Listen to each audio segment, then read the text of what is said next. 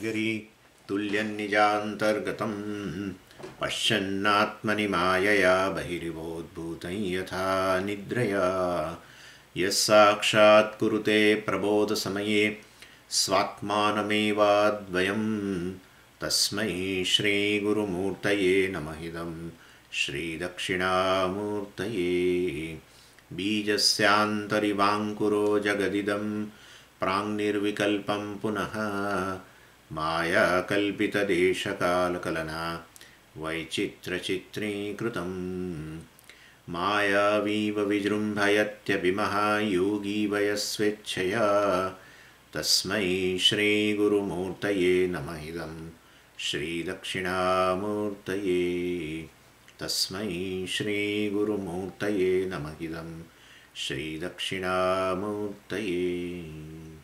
ॐ सहना भवतु सहनौ भुनक्तु सह वीर्यं करवावहै तेजस्विनावधीतमस्तु मा विद्विषावहै। ॐ शान्तिः शान्तिः शान्तिः। सदाशिवसमारम्भां शङ्कराचार्यमध्यमाम् अस्मदाचार्यपर्यन्तां वन्दे गुरुपरम्पराम्।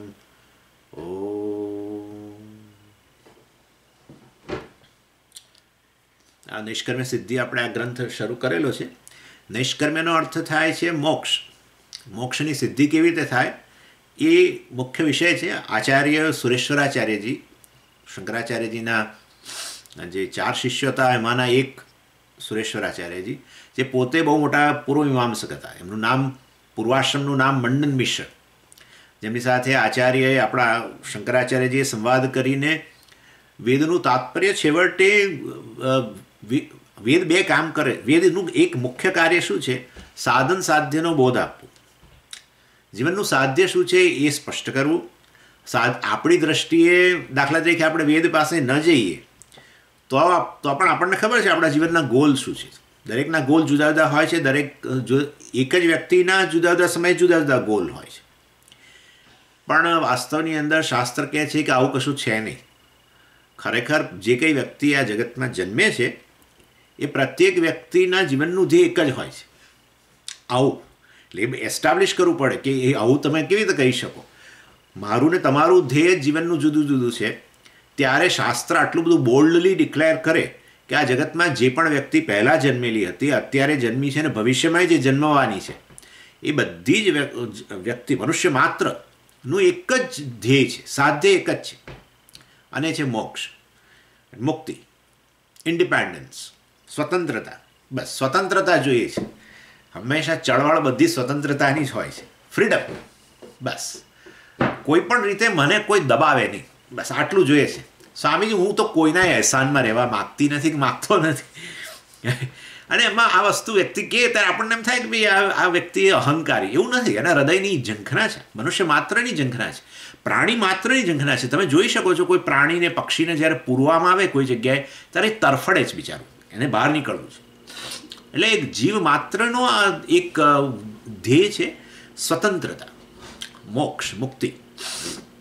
અને એમાં ખાસ કરીને દુઃખમાંથી મુક્તિ, ભયમાંથી મુક્તિ, અશાંતિમાંથી મુક્તિ વગેરે વગેરે આ ધ્યેય છે. એટલે એ પહેલાં તો બતાવવું પડે. વેદ સિદ્ધ કરે છે કે આ વેદ પોતે પહેલાં સાધ્યનું જ્ઞાન આપે, જીવનનું સાધ્ય મોક્ષ છે. પછી આપણે તરત પ્રશ્ન કરીએ, હવે તમે આટલું બધું મોટા ઉપાડે કહી રહ્યા છો કે મોક્ષ જ જીવનનું ધ્યેય છે, તો પછી એની પ્રાપ્તિનું સાધન બોલો. કેવી રીતે પ્રાપ્ત કરો? અમે એનું અનુષ્ઠાન કરવા તૈયાર છીએ. એટલે પાછું કહેવું પડે કે જ્ઞાનથી જ મોક્ષ મળે.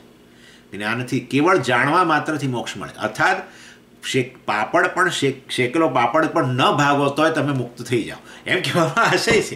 કશું કર્યા વગર તમે ભયમાંથી મુક્ત બનો, કશું કર્યા વગર તમે દુઃખમાંથી મુક્ત બનો, કશું પણ કર્યા વગર તમારા જીવનમાંથી અશાંતિ ચાલી જાય, કશું કર્યા વગર તમે સ્વતંત્ર બની જાઓ. આ વસ્તુ કોઈ સ્વીકારે જ નહીં. આ વસ્તુ કોઈ ન સ્વીકારે. અને માટે વાસ્તવમાં મોટા ભાગની આખી દુનિયા માને છે જીવનમાં કંઈક કરો, ડૂ સમથિંગ, કંઈક કરો તો જીવનમાં કશુંક મેળવો.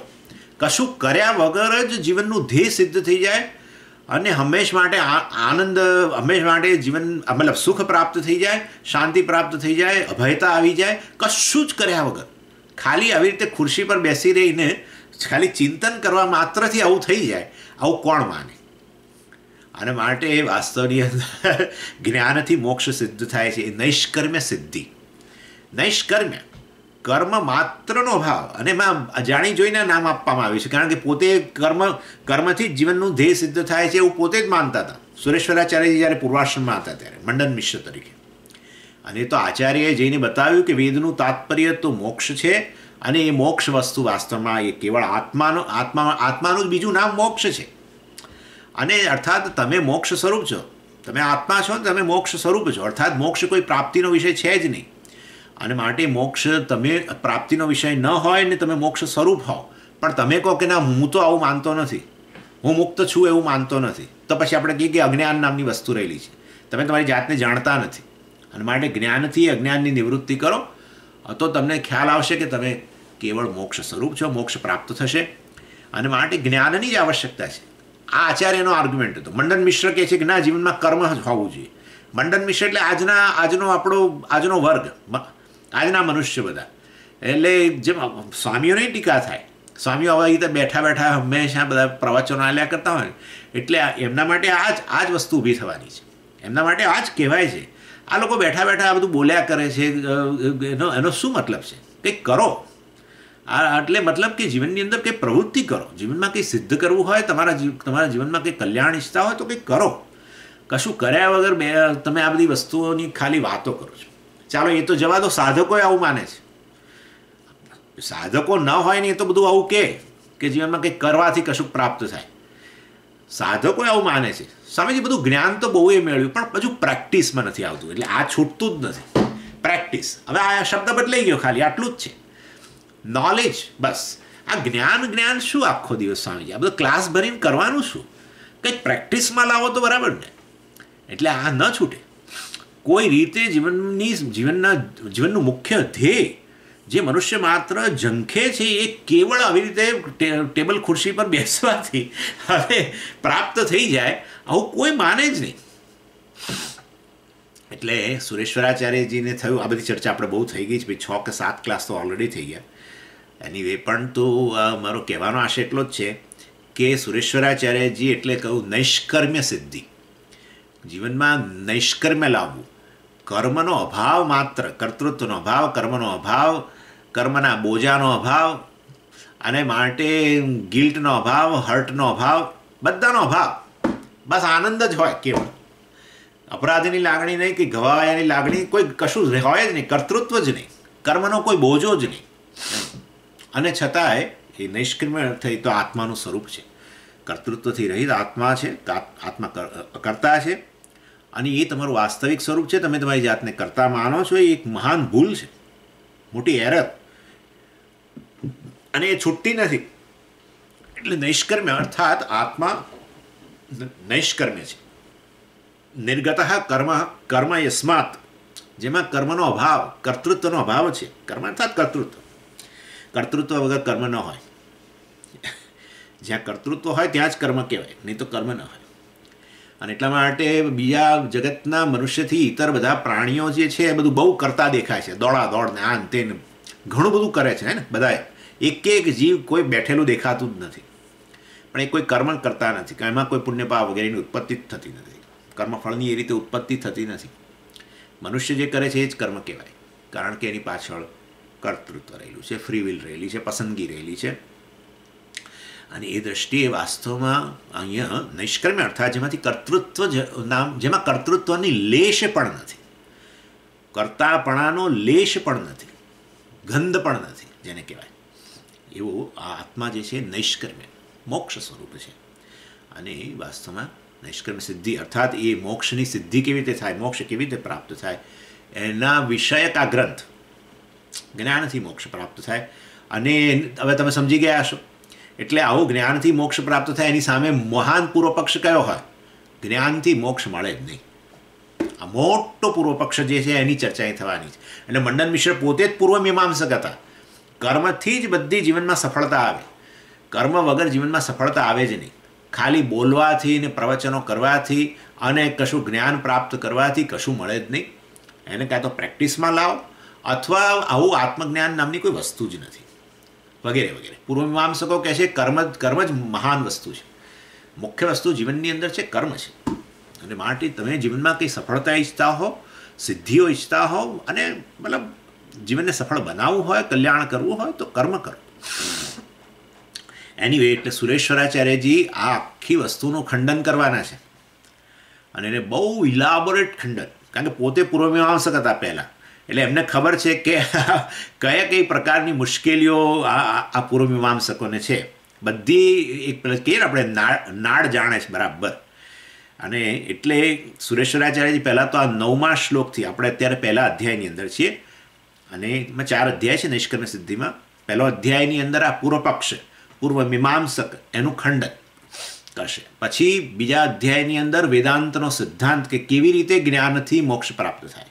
પણ ત્રીજા અધ્યાયમાં તો એનાથી મોટી ચર્ચા કે આ અવિદ્યા શું વસ્તુ છે. આપણે હંમેશા વેદાંતિઓ બસ આમ પેલા ચણા મમરાની જેમ આખો દિવસ આ જ બોલ કરે, અજ્ઞાનને કારણે છે, અજ્ઞાનને કારણે. અજ્ઞાન શું વસ્તુ છે? પણ કદી આવો તો આપણે વિચાર કર્યો જ નથી. અને આ તો સુરેશ્વરાચાર્યજી બ્રિલિયન્ટ, બહુ જ જેને કે વિદ્વાન સ્કોલર, અને બહુ સુંદર વિચાર એમણે કરી બતાવ્યો. ત્રીજા અધ્યાય બતાવશે આ મૂલા વિદ્યા કે અવિદ્યા, અજ્ઞાન વસ્તુ શું છે ખરેખર, ક્યાં રહેલું છે વગેરે. આમ તેમ બહુ મોટો પ્રશ્ન છે એકચ્યુઅલી. એટલે એનીવે, એટલે આ પૂર્વમીમાંસક જે છે, જે કર્મને જ મુખ્ય સાધન માને છે જીવનમાં સફળતા માટે, જેને આપણે કર્મકાંડી પણ કહીએ છીએ, જે વેદના પૂર્વ વિભાગને પ્રાધાન્ય આપે છે. પૂર્વ વિભાગ કે અંત વિભાગ નામની વસ્તુ કર્મકાંડી માટે નથી, એ તો આપણા માટે છે. આપણે કહીએ છીએ વેદ અંત એટલે ઉપનિષદ, એ જ્ઞાનકાંડ કહેવાય. અને એના પહેલાંનો વિભાગ એ બધો જેમાં કર્મનું પ્રતિપાદન, ઉપાસના વગેરે રહેલી છે, એ શૌત કર્મો બધા, એ બધું કર્મ વેદનો પૂર્વ વિભાગ, એ તો આપણા માટે છે. એ લોકો કહે છે આવું વેદાંત નામની કોઈ વસ્તુ જ નથી. આવો વેદનો અંત ભાગ ને એમાં જ્ઞાનકાંડ, અને માટે વેદમાં 2 સેક્શન ને એવું કશું છે જ નહીં. આત્મજ્ઞાન નામની વસ્તુ જ નથી. આત્મજ્ઞાન નામની વસ્તુ જ નથી. હું બતાવું છું. આપણે જોઈ ગયા, થોડું તો ઘણું જોઈ ગયા છીએ. એની એટલે આ 9 થી 22મા શ્લોકની અંદર સુરેશ્વરાચાર્યજી એક આ પૂર્વપક્ષ રજૂ કરે છે, કાઉન્ટર વ્યૂ જેને આપણે કહીએ, જેમાં પૂર્વપક્ષી કે આ પૂર્વમીમાંસક છે એ કહે છે કે જ્ઞાનથી કદી મુક્ત થવાય નહીં, જ્ઞાનથી જીવનમાં શાંતિ આવે નહીં, જ્ઞાનથી ક્યારેય સુખ પ્રાપ્ત થાય નહીં, અને જ્ઞાનથી ક્યારેય ભયમાંથી મુક્ત થવાય નહીં, જ્ઞાનથી ક્યારેય સ્વતંત્ર બનાય જ નહીં. અને માટે આ પર્ટિક્યુલર પૂર્વપક્ષ જે છે પૂર્વમીમાંસક, જે જ્ઞાનને સ્વીકારે છે, નથી સ્વીકારતો વગેરે બધું છે, પરંતુ એ પૂર્વપક્ષને મુખ્યત્વે 3 વિભાગમાં વહેંચાય છે. પૂર્વમીમાંસક કર્મકાંડીના 3 વિભાગ છે. પહેલો વિભાગ છે જે એ પહેલું ગ્રુપ, મતલબ એવું માને છે કે જ્ઞાન નામની વસ્તુ છે. ઓકે, વેદની અંદર આત્મજ્ઞાન નામની વસ્તુ છે, જેની આપણે ચર્ચા ઓલરેડી કરી ગયા. એ પૂર્વપક્ષ 9 થી 13મા શ્લોકમાં રહેલો છે. 9 થી 22મા શ્લોકની અંદર બધા આ 3 પૂર્વપક્ષ રહેલા છે. એમાં 9 થી 13માં પહેલું ગ્રુપ, જે એવું માને છે, જે જ્ઞાનનો સ્વીકાર કરે છે, આત્મજ્ઞાનનો સ્વીકાર કરે છે, પરંતુ એટલે મતલબ કે જરૂર વેદ આત્મજ્ઞાનની વાત કરે છે, પરંતુ જ્ઞાનની જરૂર નથી મોક્ષ માટે. અને કેવળ કર્મ, વેદમાં રહેલા કર્મો જે છે એનું પ્રોપર મેનેજમેન્ટ કરો ને તમે, તો તમે જન્મ મરણમાંથી મુક્ત થઈ જવાનું છે. માટે ઉપનિષદનું પાનું ઉગાડવાની જરૂર નથી, કોઈ ક્લાસ ભરવાની જરૂર નથી. આ વસ્તુથી દૂર જ રહો. તમારે તો છેવટે મુક્ત થવું છે જન્મ મરણમાંથી. આ સ્વામીજી, મેં તો કંટાળી ગયા છે. હું તો ભગવાનને પ્રાર્થના કરું છું કે મને ફરી જન્મ ના આપે. એટલે તમારે બધાને જન્મ મરણમાંથી મુક્ત થવું છે, એને મોક્ષ કહીએ. તો અમે તમને એક સ્કીમ આપી. એ સ્કીમને એ કર્મની જ સ્કીમ છે, અને એ કર્મની સ્કીમને ફોલો કરશો તો તમારે આ ભલે ને વેદમાં ગમે એટલું બરાડા પાડીને કે તમે બ્રહ્મ છો અને તમે મુક્ત છો અને તમે તમારો જન્મ નથી, ના નથી, આ બધાની જરૂર જ નથી. દૂર જ રહો આ ઉપનિષદથી, તો કોઈ જરૂર નથી. અમે તમને આ કર્મની જે સ્કીમ આપી એને બરાબર ફોલો કરો. અને એ મેં તમને બહુ ચર્ચા આપણે વિગતવાર કરી ગયા, કે જેમાં વૈદિક કર્મો, કારણ કે મુખ્યત્વે આગામી કર્મો છે. આગામી કર્મોમાં પછી અને એમાં પાછા આપણા કામ્ય કર્મો અને નિષિદ્ધ કર્મ. કામ્ય કર્મ એટલે જેનાથી કર્મફળ ઉત્પન્ન થાય, કંઈક કામના રહેલી, એના આધારે કર્મ કરો, કર્મફળની કામના હોય. અને કામ્ય કર્મ કરો વેદમાં રહેલા, તો પછી પુણ્ય ઉત્પન્ન થાય અને પુણ્યમાંથી તમને કર્મફળ અનુકૂળ કર્મફળ મળે. એટલે પહેલું તો અને પુણ્ય ઉત્પન્ન થશે તો પછી એ પુણ્યને ન ઉપભોગ એનાથી ઉત્પન્ન થતું જે કર્મફળ છે એને ભોગવવા માટે જન્મ લેવો પડે ને. માટે કામ્ય કર્મ કરવાના જ નહીં. એક પણ કામ્ય કર્મ, ભલે શ્રુતિમાં કહ્યું હોય કે તમારે જો શ્રીની ઈચ્છા હોય, ધનની ઈચ્છા હોય તો આ ફલાણો શ્રી સૂક્ત હોમ કરો, આપણે કરવાનું જ નહીં. શ્રી સૂક્ત હોમ કરો તો પછી એમાંથી પુણ્ય ઉત્પન્ન થાય અને પુણ્યમાંથી તમને શ્રી મળે. પણ સમજો કે આ જન્મમાં ન મળે તો હવે એ પુણ્યમાંથી તમને ધનની પ્રાપ્તિ માટે નવો જન્મ આપવો પડશે પાછો. માટે અડવાનું જ નહીં કામ્ય કર્મ. નિષિદ્ધ કર્મ શું કરવાનું? નિષિદ્ધ કર્મો જે છે એને કદી એનાથી દૂર જ રહેવાનું. શાસ્ત્ર કે આ નહીં કરવાનું તો દૂર રહેવાનું એનાથી બસ. કારણ કે જો એ શાસ્ત્ર ના પાડે જે કરવાની અને એ તમે કરો તો પાપ ઉત્પન્ન થાય અને પછી એ પાપના ઉપભોગ માટે પાછો જન્મ લેવો પડે. માટે કામ્ય કર્મો પણ દૂર, નિષિદ્ધ કર્મો પણ દૂર. આટલું એને પછી એટલે આગામી ફળની ઉત્પત્તિ ન થાય. અને પછી બીજા પ્રકારના બીજું ગ્રુપ કર્મનું કે નિત્ય નૈમિત્તિક કર્મ. શાસ્ત્રમાં કહ્યું આટલું રોજ કરવું જ જોઈએ. શ્રાદ્ધ તર્પણ વગેરે કરવું જોઈએ, તમારે સંધ્યાવંદન વગેરે કરવું જોઈએ, આ કરવું જોઈએ. નિત્ય નૈમિત્તિક કર્મો જે છે, નિત્ય કર્મો એટલે દાખલા તરીકે દર મહિને થતા કર્મો હોય એને નિત્ય કર્મ કહેવાય. અને કોઈ નિમિત્ત આવે ત્યારે કર્મ કરો, ગ્રહણ આવે ત્યારે તમે પછી અમુક કર્મ કરો, ભાદરવો મહિનો આવ્યો ત્યારે પિતાજી માટે કે માતાજી માટે જે કંઈ શ્રાદ્ધ કર્મ કરવા પડતા હોય તો એ કરો. આમ આ રીતે જે તે નિમિત્તને સંબંધી કર્મ કરો. અને બીજા નૈમિત્તિક કર્મ સંધ્યાવંદન વગેરે બધું છે તમારા આશ્રમને અનુરૂપ કર્મ. એટલે જે તે આશ્રમ, ગ્રસ્થ હોય તો અગ્નિહોત્ર કરવું અને સંધ્યાવંદન કરવું, બ્રહ્મચારી હોય તો સંધ્યાવંદન વગેરે. અર્થાત એ નિત્ય નૈમિત્તિક કર્મનું અનુષ્ઠાન જરૂર કરો. કેમ? અમે ન કરીએ તો શાસ્ત્ર તો કે એ નિત્ય નૈમિત્તિક કર્મનું અનુષ્ઠાન તમે કરો તો વાસ્તવની અંદર કશું પુણ્ય નહીં મળે. તો તમારે કરવાનું હતું ને તમે કર્યું. સમજ, મને હું રોજ બ્રશ કરવાથી મને શું મળે? આવું કોઈકે પ્રશ્ન કરે કે હું રોજ બ્રશ કરું તો મને શું, અથવા હું રોજ સ્નાન કરું તો મને શું મળે? કોઈ પુણ્ય મળતું હોય તો કરું, કશું ના મળે ભાઈ. પરંતુ જે પેલી અશુદ્ધિ શરીર પર લાગેલી હતી એ જતી રહી. હા, એ ન કરો તો અશુદ્ધિના થર જામે એટલું થાય. એટલે વાસ્તવની અંદર આ નિત્ય નૈમિત્તિક કર્મ છે. નિત્ય કર્મ છે ને સ્નાન કરવું. એનીવે આ તો એક ઉદાહરણ છે, પણ એટલે શ્રુતિમાં રહેલા નિત્ય કર્મ. એ નિત્ય નૈમિત્તિક કર્મના અનુષ્ઠાનથી કંઈ કશું ઉત્પન્ન થવાનું નથી. પુણ્ય વગેરે ઉત્પન્ન નહીં થાય તમે જો કરશો તો. પણ નહીં કરો તો પ્રત્યવાય દોષ, એક વિશેષ પ્રકારનું પાપ ઉત્પન્ન થાય. અને પાપના ઉપભોગ માટે એને પ્રત્યવાય કહેવાય. નિત્ય નૈમિત્તિક કર્મના અનુષ્ઠાન નહીં કરવાથી ઉત્પન્ન થતું પાપને સ્પેશિયલ નામ આપવામાં આવ્યું છે, એને પ્રત્યવાય કહેવાય. અને એ પ્રત્યવાય એ પાપ જ છે. એ પાપના ઉપભોગ માટે નવો જન્મ લેવો જ પડશે. અને માટે નિત્ય નૈમિત્તિક કર્મનું અનુષ્ઠાન હંમેશા કરો. કામ્ય નિષિદ્ધ કર્મ ન કરો. પુણ્યને નવા પુણ્ય પાપની ઉત્પત્તિ ન કરો. ત્રીજું, પણ હવે અત્યારે અમે ભોગવી રહ્યા છીએ બધું શું? એ પ્રારબ્ધ. એટલે તમારા ત્રીજું ગ્રુપ છે પ્રારબ્ધ કર્મ. એ પ્રારબ્ધ કર્મ તો બસ હવે તમારો દેહ મળ્યો છે ને તમે આ બધું ભોગવો છો, સારું ખોટું બધું રોજ સુખ દુઃખ બધું ભોગવો છો ને. હા, ભોગવીએ છે ને બસ. તે તો પ્રારબ્ધ તમારું તો આ શરીર, અને એમાં શરીર પ્રાપ્ત થયું અને ત્યાર પછી આ બધું જુદી જુદી પરિસ્થિતિઓ પ્રાપ્ત થઈ, એના દ્વારા પ્રારબ્ધ તો ભોગવાઈ જશે. અને માટે જ્યારે શરીરનું પતન થશે ત્યારે પ્રારબ્ધ નાશ પામી જશે. અને માટે પણ પેલું સંચિત એ સંચિત નામની કે એવી કોઈ વસ્તુ નથી. સંચિત કશું છે નહીં આવી. બસ આ સંચિત અને પ્રારબ્ધનો ભેદ આ પર્ટિક્યુલર ગ્રુપવાળા માનતા નથી. સમજો આ વસ્તુ. સંચિત કર્મ એટલે બધા બહુ મોટી, મારું તો બધું બહુ મોટું સેવિંગ છે, અત્યારે આટલું વાપરી કાઢું તો પછી બીજું તો બધું પડ્યું છે હજુ, એમ. ના. એ બધું તમે જેને સંચિત કહો છો એ જ આ પ્રારબ્ધ છે ને. આ તમને શરીર પ્રાપ્ત થયું અને તમે આખું તમારા જીવન દરમિયાન તમે આ બધું સુખ દુઃખ ભોગવ્યા, એમાં બધું ખતમ થઈ ગયું. એ સંચિત ને પ્રારબ્ધ એક જ વસ્તુ છે. અને માટે બસ લો.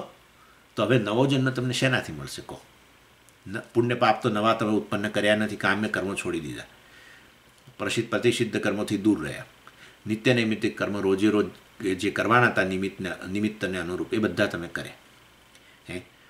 અને પ્રારબ્ધ કર્મ જે છે એ તમારે ભોગવી રહ્યા છો ત્યારે એનો ક્ષય થશે એટલે એ નાશ પામી જવાનું છે. મતલબ શરીરના આયુષ્ય પૂરું થશે ત્યાં સુધી. તો હવે કયું કર્મનું બેલેન્સ જ નથી, બસ તો નવો જન્મ જ નહીં મળે.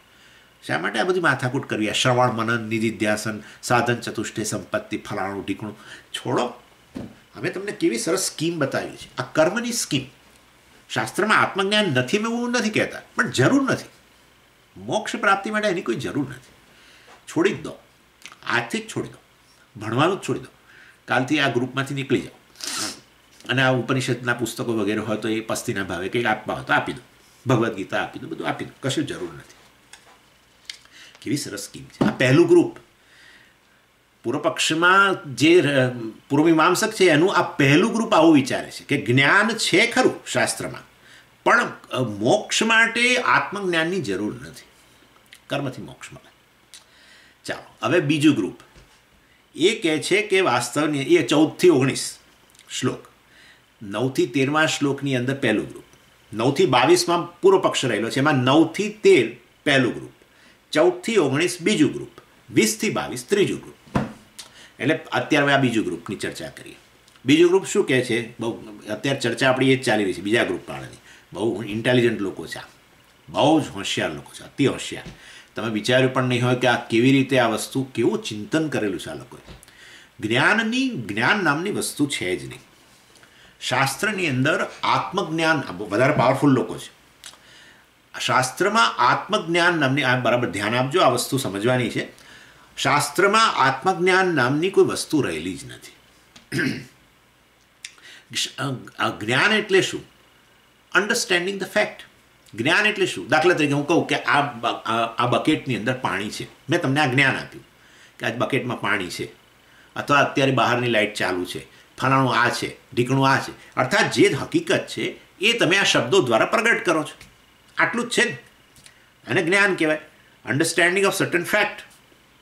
અને એ અન્ડરસ્ટેન્ડિંગ છે એ મતલબ કે આ હકીકત જે મેં તમારી આગળ રજૂ કરી મારા શબ્દો દ્વારા, જેને તમે જ્ઞાન કહો છો, એ એના દ્વારા શું પર્પઝ શું સર્વ થયો, એના શું પર્પઝ શું સર્વ થયો?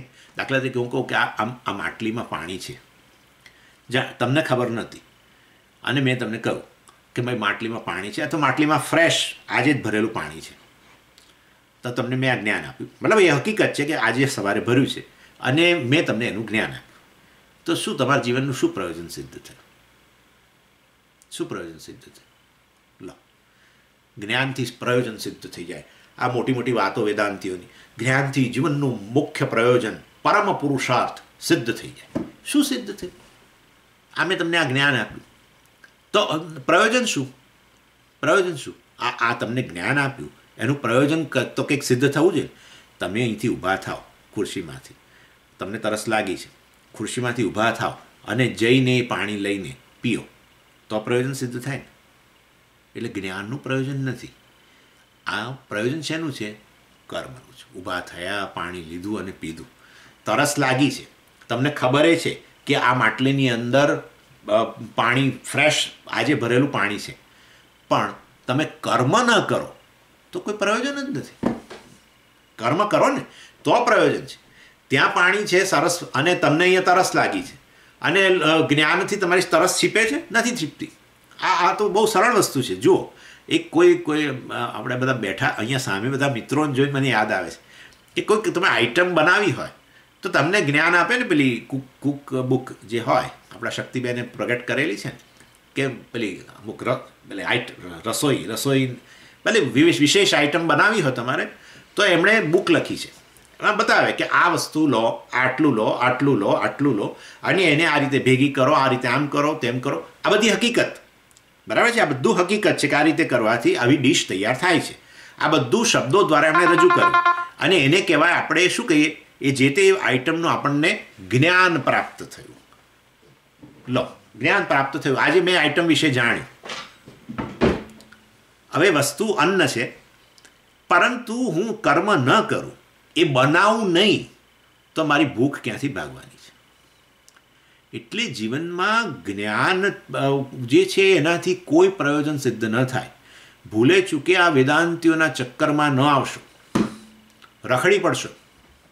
જ્ઞાનથી કોઈ પ્રયોજન સિદ્ધ થતું જ નથી.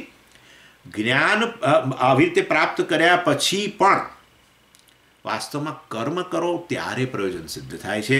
અને માટે વાસ્તવમાં જ્ઞાન તો કેવળ આ કર્મનું અંગ છે.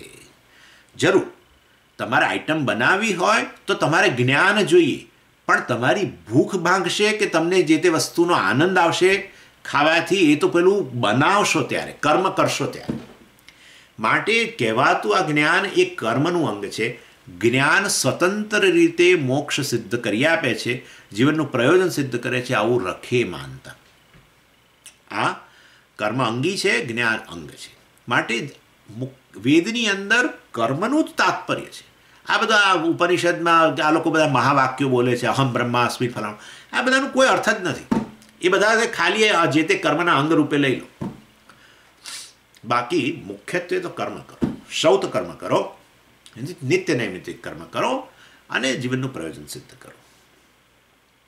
આ બીજો પક્ષ. એટલે આ સિદ્ધબોધક વાક્યો, સિદ્ધબોધક એટલે આવી હકીકત રજૂ કરનારા વાક્યો કે અહીંયા આમાં પાણી છે, આમ કરવાથી, આવી વસ્તુઓને ભેગી કરવાથી, આ રીતે એને બનાવવાથી આમ આવી આ પ્રકારની આઈટમ તૈયાર થાય છે. આ બધા સિદ્ધબોધક વાક્ય. સિદ્ધ એટલે જે હકીકત છે એનું જ્ઞાન આપતું વાક્ય. એ બધા સિદ્ધબોધક વાક્યો જે છે એ વાસ્તવની અંદર એ જ્ઞાન આ જરૂર પ્રદાન કરે છે, પણ કર્મબોધક વાક્યો જે છે એ વાસ્તવની અંદર છેવટે એ પ્રયોજન સિદ્ધ કરે છે.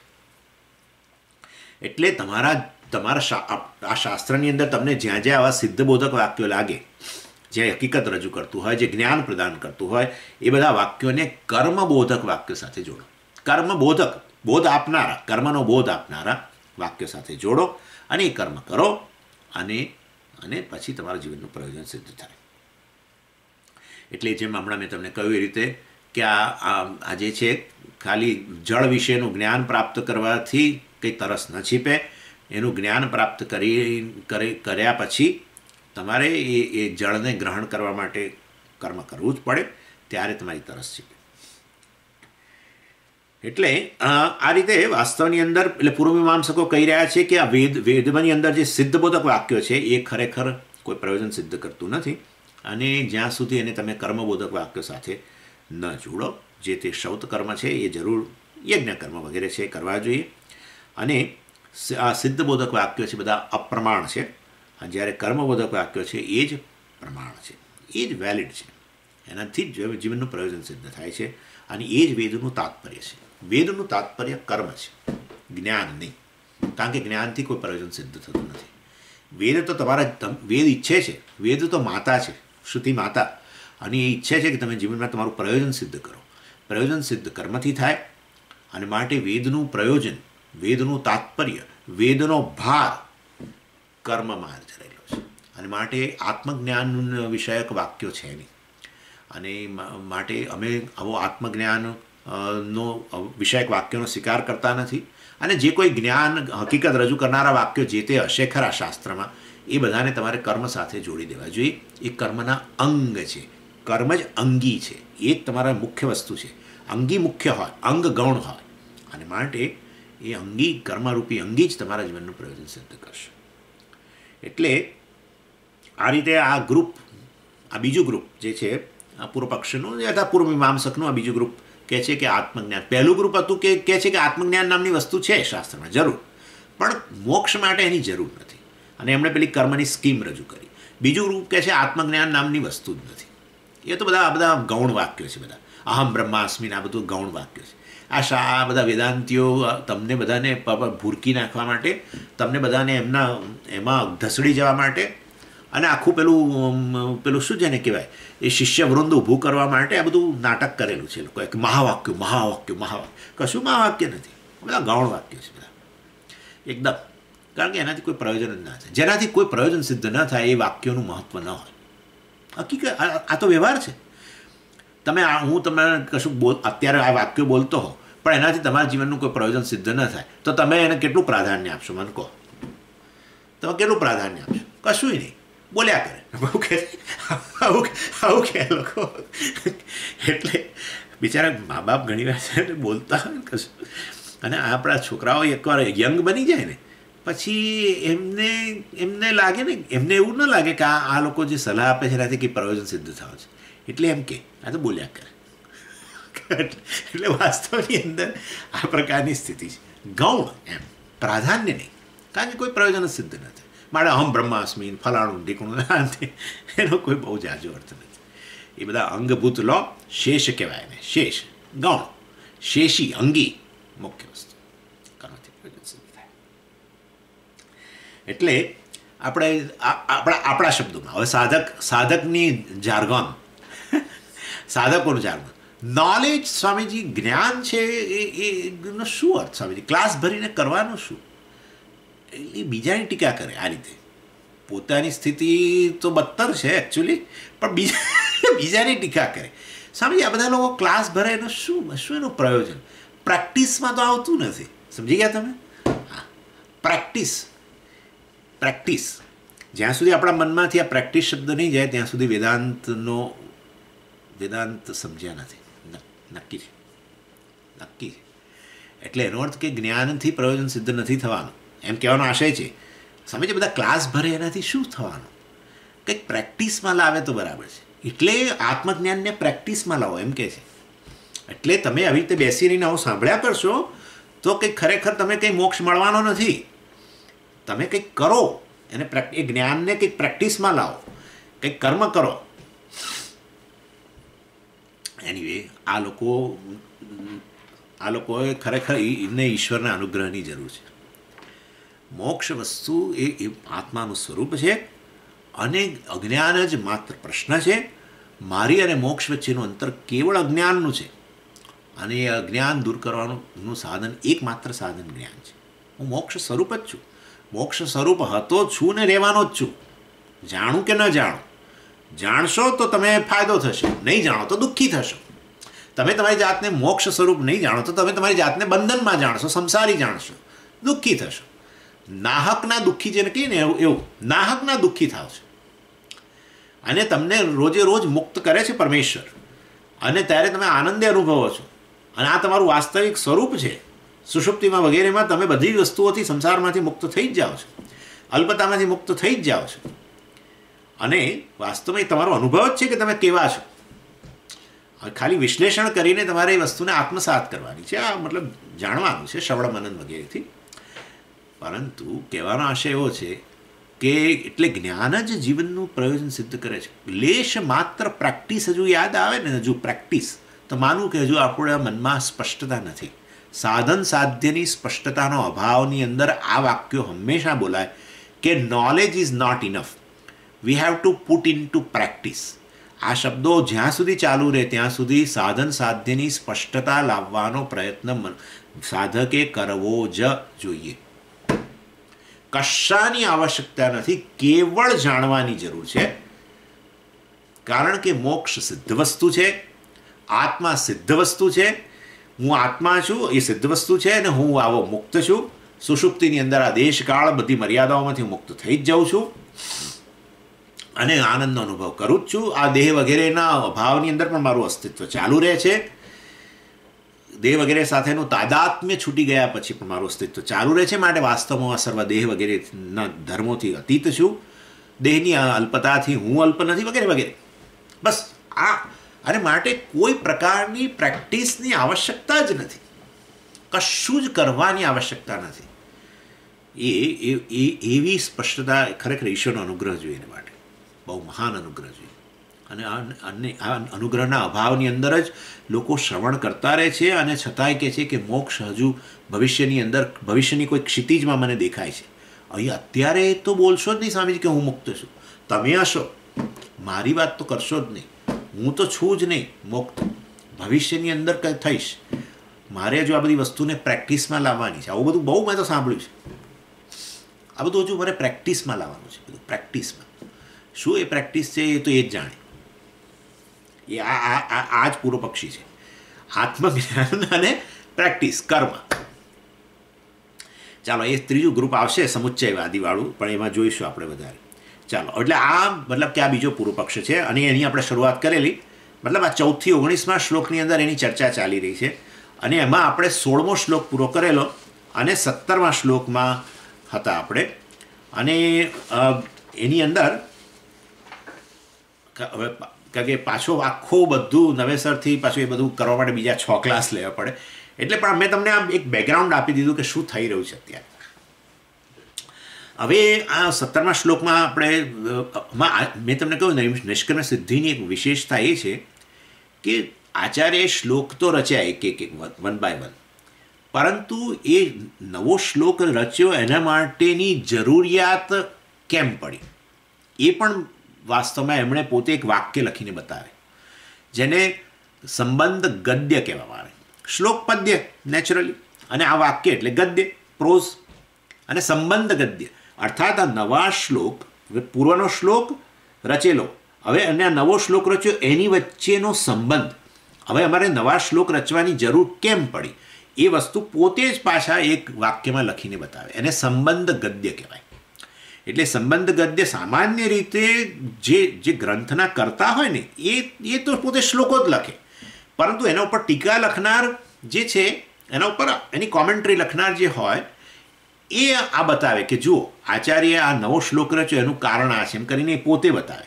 પરંતુ અહીંયા નૈષ્કર્મ્ય સિદ્ધિની વિશેષતા એ છે કે આચાર્યએ પોતે જ ગ્રંથ લખ્યો, શ્લોકો બધા, અને સાથે સાથે દરેકે દરેક શ્લોકની રચનાનો હેતુ અર્થાત એક સંબંધ ગદ્ય પણ એમણે રચ્યો, એ પોતે જ લખ્યો. અને હવે એટલે આપણે પહેલાં 17મા શ્લોકમાં જતાં પહેલાં એ 17મા શ્લોકની પહેલાં આચાર્ય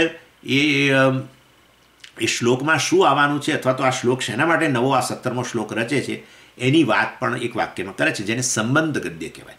અને એ સંબંધ ગદ્ય હું વાંચું છું.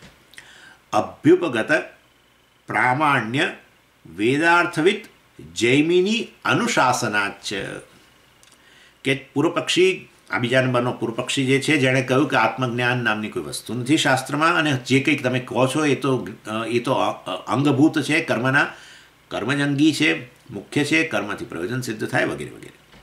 એ પૂર્વપક્ષી કહે છે કે ભાઈ હું જે તમને આ બધું મેં તમને કહ્યું એ કંઈ મારું અર્થઘટન નથી. આ બધી વસ્તુઓ તો અમારા ગુરુજી, સૌથી મોટા ગુરુજી અમારા જૈમિની મહર્ષિ જે હતા એમણે આ વસ્તુ કહી છે. અને એ કોણ હતા જૈમિની મહર્ષિ તમને ખબર જ હશે, પણ કે હું તમને કહું કે કોણ છે. વેદાર્થવિદ, વિદ એટલે જાણનાર, જાણકાર. વેદાર્થવિદ, વેદના અર્થને જાણનાર, વેદનું તાત્પર્ય જે છે, વેદનો સાર જે છે એને જાણનાર એવા જૈમિની ઋષિ આવું કહે છે. શું કહે છે એ પછી શ્લોકમાં આવશે. એટલે વેદાર્થવિદ જૈમિની અનુશાસનાચ, અનુશાસન એમનું ટીચિંગ, એમનો ઉપદેશ. એટલે જૈમિની ઋષિ જે છે એમનો જે પોતે વેદના જાણકાર છે, વેદનો તાત્પર્યનો જાણે છે, વેદનો મુખ્ય વિષય શું છે જાણે છે, વેદનો સાર શું છે જે જાણે છે, એ જૈમિની ઋષિના ઉપદેશ દ્વારા પણ હું જે તમને મેં કહ્યું કે કર્મથી જ મોક્ષ પ્રાપ્ત થાય છે એ વસ્તુ એમના ઉપદેશમાંથી પણ બહાર આવે છે. અને માટે હું મારા કપોળકલ્પિત હું વસ્તુ વાત નથી કરતો. વાસ્તવની અંદર જૈમિની ઋષિ જે મહાન આવા વેદના જાણકાર, સ્કોલર, વેદિક સ્કોલર, એ પણ આ રીતે જાણે છે. અને કેવા છે? અભ્યુપગત પ્રામાણ્ય વેદાર્થવિદ. અભ્યુપગત એટલે જેમનો સ્વીકાર થયેલો છે. શેના રૂપમાં સ્વીકાર થયેલો છે? એ પ્રામાણ્ય, જે પ્રમાણભૂત છે, જે વાસ્તવની અંદર જેને આપણે કહીએ ને, આપણે ના કે સારામાં સારા માર્ગદર્શક છે, રિલાય